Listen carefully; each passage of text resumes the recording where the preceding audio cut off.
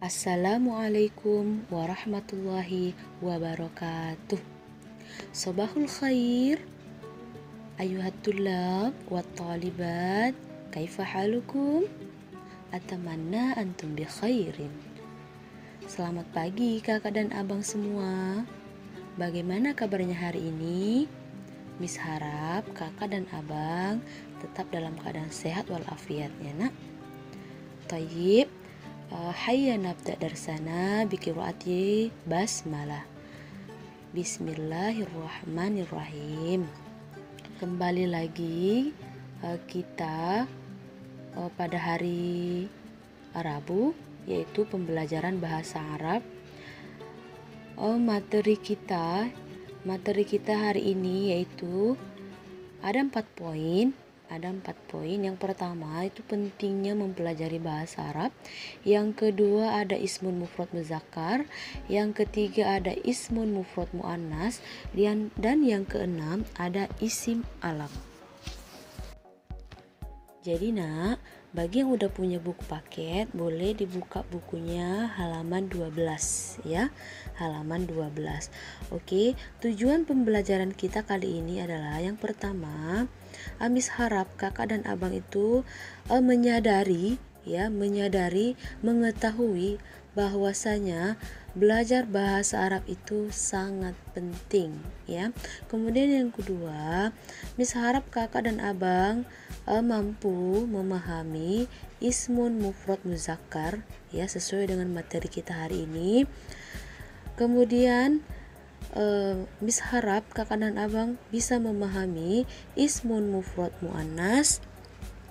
Kemudian yang terakhir ialah Miss harap kakak dan abang mampu memahami ismun alam ya. Oke kakak dan abang, ini poin yang pertama, yaitu pentingnya mempelajari bahasa Arab ya. Itu memang bukan materi kita, tidak ada di buku. Ini Miss hanya memberikan semangat kepada kakak dan abang. Kalau misalkan kakak dan abang udah merasa bosan, merasa jenuh belajar bahasa Arab, atau misalnya merasa putus asa karena payah paham, jadi jangan sampai kakak dan abang putus asa ya nak. Kenapa? Karena belajar bahasa Arab ini sebenarnya sangat penting nak. Kenapa Miss bilang penting?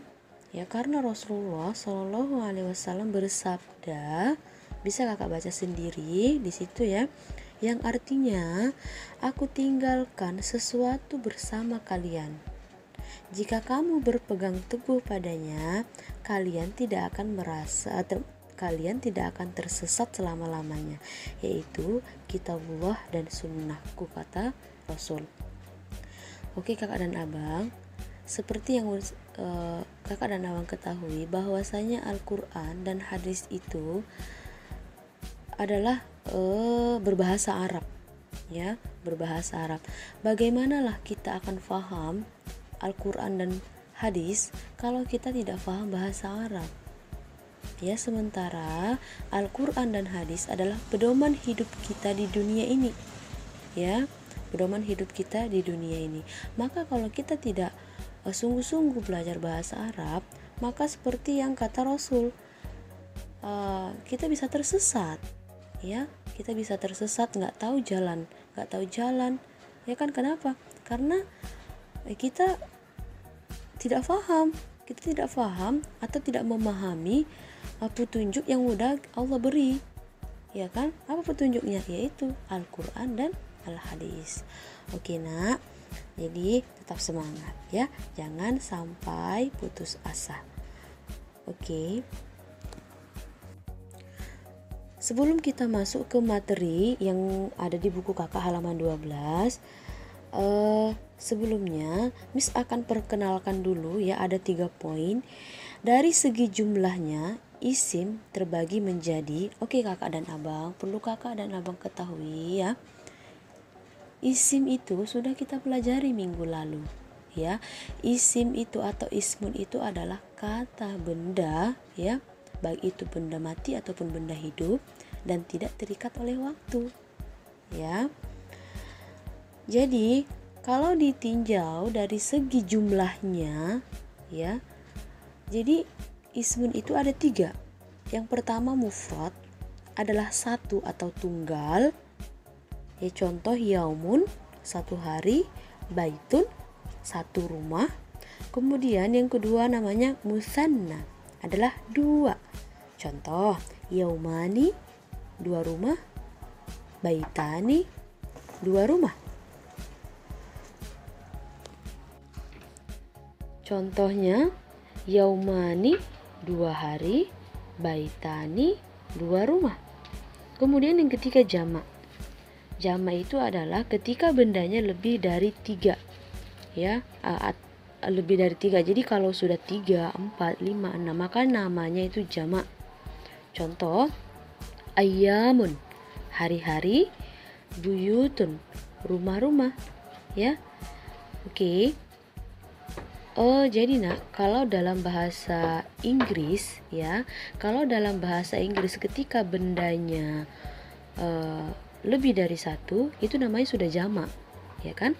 Tapi kalau dalam bahasa Arab 2 itu belum jamak, namanya musanna.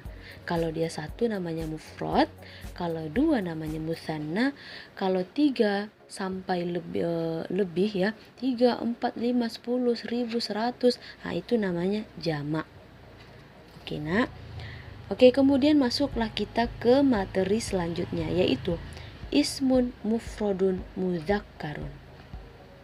Ismun adalah kata benda, mufrad tadi itu adalah 1 atau tunggal, dan muzakkar itu adalah laki-laki. Ya, udah bisa bahas minggu lalu. Jadi, ismun mufradun muzakkarun adalah kata benda yang jumlahnya 1 atau tunggal dan berjenis kelamin laki-laki. Tahu kan laki-laki? Ya, contoh ustadzun artinya seorang guru laki-laki. Tilmidun, seorang murid laki-laki. Abun, seorang ayah, ya, seorang ayah.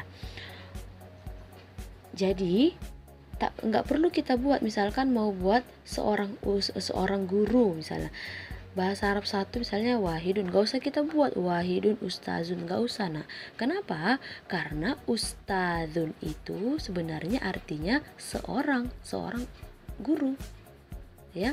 Nanti kalau 2 guru beda lagi bahasa Arabnya, nanti kita pelajari ya nak. Oke, kemudian dalam bahasa Arab, kata yang menunjukkan jenis kelamin laki-laki tidak berakhiran ta marbutah atau ta yang bulat. Oke nak ya. Jadi bagaimana sih kita mengenali yang mana muzakkar, yang mana muannas, yang mana laki-laki, yang mana perempuan. Jadi kalau kata dalam bahasa Arab, kalau dia tidak pakai ta marbutah atau tun, ya, ta yang bulat itu, maka biasanya dia berjenis kelamin laki-laki. Ya. Contohnya nih, kayak tadi ustadzun, kan dia tidak ada ta marbutahnya, tilmidun. Kemudian contohnya lagi muwazzifun, syurtiyun, tabibun, mudarrisun, talibun, ya. Jadi dia tidak ada tunnya, tidak ada ta marbutahnya di akhir, maka biasanya dia berjenis kelamin laki-laki.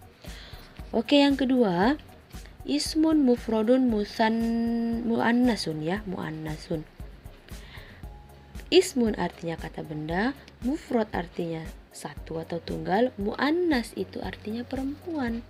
Jadi ismun mufradun muannasun adalah kata benda yang jumlahnya 1 atau tunggal dan berjenis kelamin perempuan. Jadi kebalikan dari yang pertama ya nak. Contoh ustadzatun, seorang guru perempuan. Tilmidatun, seorang murid perempuan. Ummun, seorang ibu. Oke, dalam bahasa Arab, kata yang menunjukkan jenis kelamin perempuan adalah adanya ta marbutah atau ta yang bulat di akhir katanya.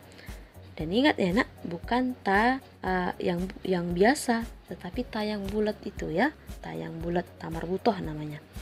Oke. Jadi ini nak kebalikan dari yang muzakkar tadi. Kalau muzakkar dia tidak memakai ta marbutoh atau tun.